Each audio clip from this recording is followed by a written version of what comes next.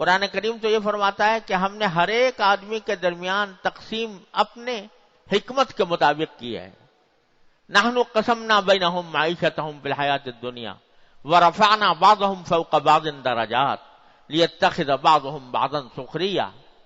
ہم نے تقسیم کی ہے کہ کس کو کتنا مال ملنا ہے، کتنی دنیا ملنی ہے، کتنی دولت ملنی ہے، اور کس کا درجہ بلند ہونا ہے، کس کا درجہ کم ہونا ہے. ہم نے یہ سارے فیصلے کیے ہیں. رفعنا بعضهم فوق بعض درجات، یہ ہم نے اپنی حکمت سے کیے ہیں.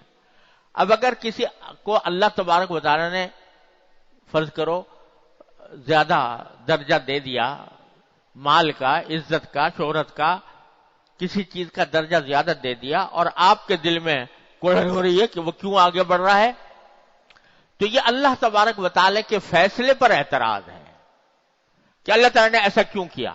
اس کو کیوں بڑھا دیا. تو اور دل میں خواہش پیدا ہو رہی ہے کہ وہ نیچے گر جائے، کم آ جائے، اس کی جو نعمتیں ہیں وہ کم ہو جائیں.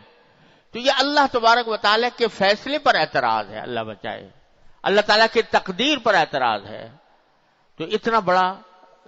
کہ ایک بندہ جو بھنگے کی بھی جس کی کوئی حیثیت نہیں، وہ اللہ تبارک و تعالیٰ کے فیصلے پر اعتراض کرے کہ آپ نے فلاں کو کیوں دے دیا زیادہ، فلاں کو کیوں زیادہ کر دیا. یہ اتنی بڑی گستاخی ہے اللہ تبارک و تعالیٰ کی بارگاہ میں کہ جس کا کوئی انتہا نہیں، کہ اللہ تعالیٰ کے فیصلے پر اعتراض ہو رہا ہے، اللہ تعالیٰ کی تقدیر پر، اللہ تبارک و تعالیٰ کے تقسیم پر اعتراض ہو رہا ہے. یہ اعتراض اللہ بچائے، یہ اللہ تبارک و تعالیٰ کے حق کی بھی حق تلفی بھی ہے اور بندوں کی حق تلفی بھی ہے. تو اس لیے یہ جو دل میں خیال ہوتا ہے، حاسد جو ہوتا ہے نا، اس کو اس سے غرض نہیں ہوتی کہ مجھے ملے یا نہ ملے، یہ ہوتا ہے کہ دوسرے کی نعمت زائل ہو جائے، وہ ختم ہو جائے کسی طرح، وہ مجھ سے آگے نہ بڑھنے پائے. تو یہ جو حسد ہے یہ اتنی بڑی بلا ہے، لیکن اس کا ایک درجہ تو ایسا ہوتا ہے جو انسان کے اختیار میں نہیں. یعنی کوئی خبر سنی، کسی کی آگے بڑھنے کی خبر سنی کسی چیز میں، اس سے دل میں ایک رنج پیدا ہوا، خود بخود، اپنے اختیار سے نہیں کیا، خود بخود دل میں رنج پیدا ہو گیا. اب یہ چونکہ غیر اختیاری ہے، اس واسطے حضرت فرماتے ہیں کہ غیر اختیاری ہونے کی وجہ سے اس کے اوپر فوری طور سے تو کوئی گناہ نہیں ہے، فوری طور سے گناہ نہیں ہوتا،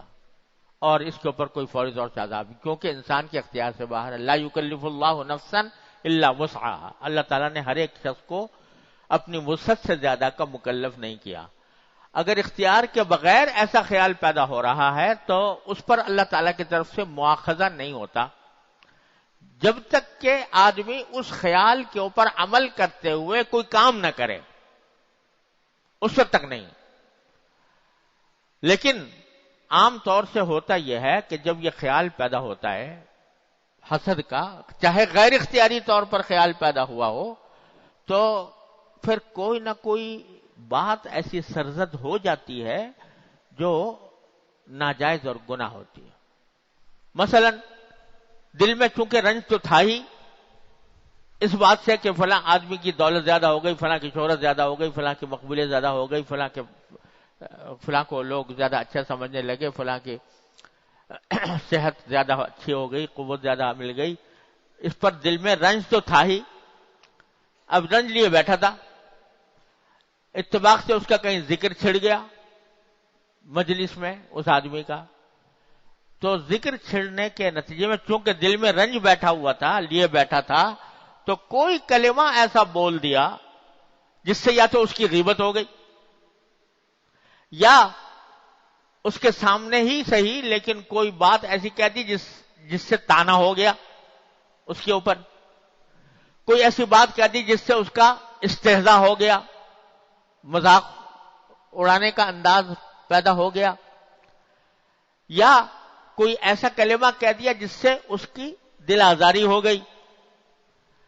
تو یہ جب دل میں وہ کڑھن لے کے آدمی بیٹھتا ہے اور اس کا علاج نہیں کرتا تو بالآخر یہ کسی نہ کسی وقت میں جا کر اس کے لیے گناہ کا سبب بن جاتا ہے یہ.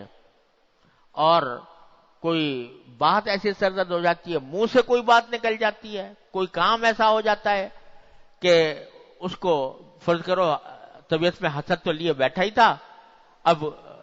کسی موقع پر اس کا فیصلہ کرنے کا وقت آ گیا، اس کے ہاتھ میں مثلا اس کی کوئی درخواست آ گئی، اس کا کوئی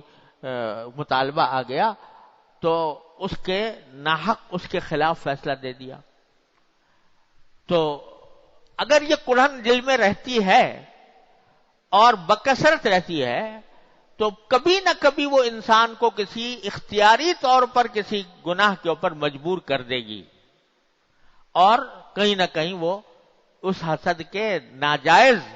مظاہرے میں مبتلا ہو جائے گا.